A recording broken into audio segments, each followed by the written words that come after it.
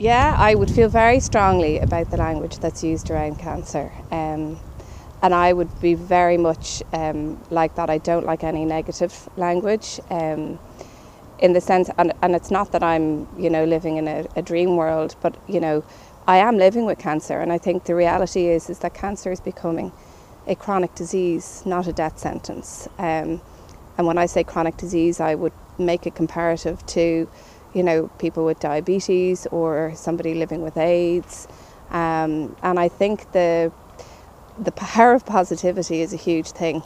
And when you speak well over yourself, that makes a very, very significant difference. I also have a very strong faith as well, and I think that kind of draws me away from using any kind of negative language or choosing to be an anxious person or extremely fearful. And don't get me wrong, I think anybody who's diagnosed with cancer, it is a very frightening time for them. But what I suppose I'd love to give people is that belief and hope that you actually can live well with it, and that it isn't an automatic death sentence.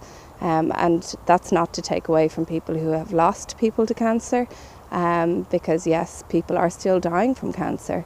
But I think with the medicine that we have today, with the research that we have, there's a much more positive language around cancer now. And, using something like, oh, she fought a great battle, you're right, it is.